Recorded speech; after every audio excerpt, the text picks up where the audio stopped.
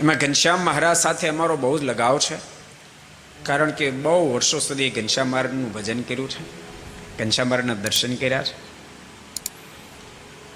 અને મેં શિબિરમાં એક ફેર કીધું હતું, ઘનશ્યામ મહારાજે જ શક્તિ વિજયની ઓળખાણ કરાવી.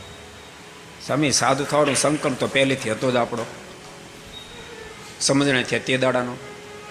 તમને આશ્ચર્ય થશે, મેં નહીં તો લાખ ફેરી મારીને પ્રાર્થના કરી છે, મહારાજ તમારો સાધુ કરો, તમારો સાધુ કરો, તમારો સાધુ કરો. સ્કૂલમાં હતો, કોલેજમાં હતો, પ્રોક્સી પીરિયડમાં બધા છોકરા રમવા જતા રહે, આપણે બેન્ચ ઉપર માથું નાખીને મારીને પ્રાર્થના કરતા. કોઈને મનમાં એમ થાય કે સૂઈ ગયા છે, પણ આપણે પ્રાર્થના કરતા, હે મહારાજ તમારો સાધુ કરો, તમારો સાધુ કરો.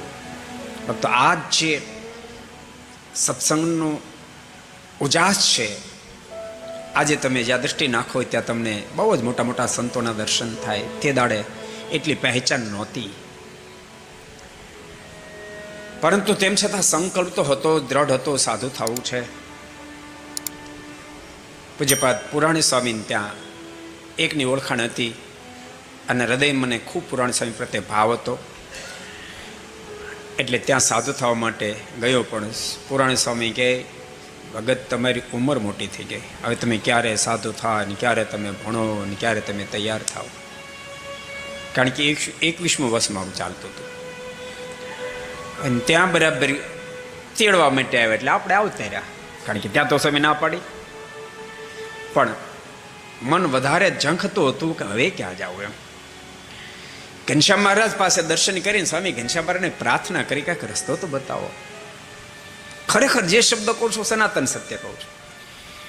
પ્રાર્થના કરીને ત્યાં પગથિયે હું બેઠો હતો, તો આપણા બ્રહ્મ સ્વામી એ પૂર્વાશ્રમમાં હતા. એ આવ્યા ને પદીક્ષણા ફરતા મને જોયા. હું એને ઓળખી ગયો, બહુ વર્ષો પછી ભેગા, 8-10 વર્ષ પછી ભેગા થયેલા. મેં કીધું છે તો આ ગોળધન ભગત. એટલે એ નથી બેઠા એટલે કહેવાય ને, કેમ ન કહેવાય. એ આવ્યા, એને બોલાવેલ, મારી બાજુમાં બેઠા, બધું થોડું પૂછ્યું, તમે શું કરો છો? એ કે હું ડાયમંડમાં છું. મને કે તમે? મેં કીધું હું હજુ ભણું છું. ચર્ચા થતા મને કે મારે જવું છે. મેં કીધું બેસો ને થોડી વાર. મને કે મારે સભાનું મોડું થાય છે. ક્યાં? મેં કે જાઉં. મને કે શક્તિ વિજયમાં સભામાં જવું છે.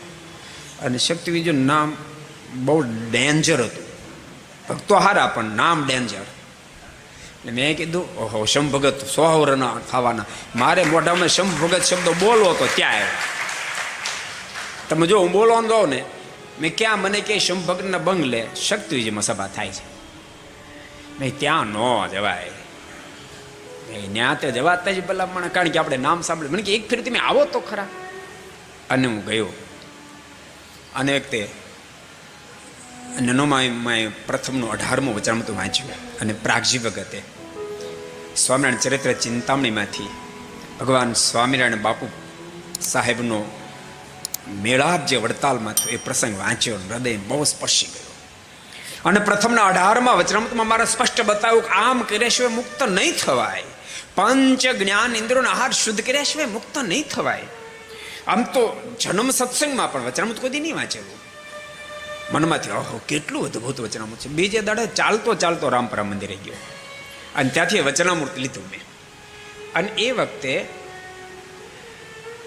કૃષ્ણ સ્વરૂપ શાસ્ત્રી સ્વામી, વૃદ્ધ સ્વામી, એ વચનામૃત લઈને હું દર્શન કરવા ગયો. સ્વામી પદીક્ષણા ફરતા. મને કે છોકરા તારા હાથમાં શું છે? મેં કીધું વચનામૃત. મને કે લાય તો. એને મેં આપ્યું.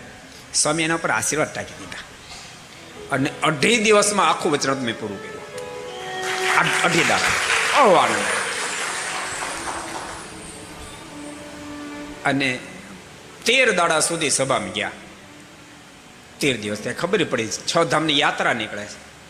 પણ 5-6 દિવસ હું ગયો ને, તો મને ખબર પડી કે સવારમાં હોતે ને સભા થાય છે, સાંજે થાય ને સવારમાં થાય. સાંજે શું ભગતને બંગલા થતી, સવારમાં ભીમજી ભગતને બંગલે.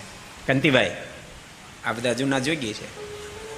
મેં કીધું સવારમાં પહોંચી જઈશું. સવારમાં ગયો તો સવારમાં વાઘજી ભગત જો બેઠા એ કથા વાંચતા હતા. તે લગભગ 7-7:15 થયા, 7:30 વાગ્યા છે. એટલે બધા ઊભા થઈને જવા માંડ્યા. પછી નિવૃત્ત 5-7 બેઠા, હું બેઠો રહ્યો.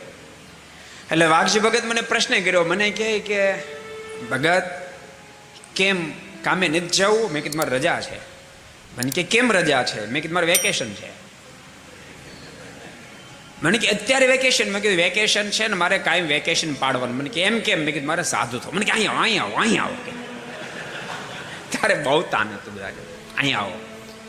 અને પછી બહુ અદભુત વાતો કરી. મને કે બપોર પછી છે ને તમે રુસ્તમબાગ આવજો, આપણે સત્સંગ કરીશું. કારણ કે એના મનમાં થયું કે હવે આ છટકી ન જાય, એમ બીજું કાંઈ નહીં.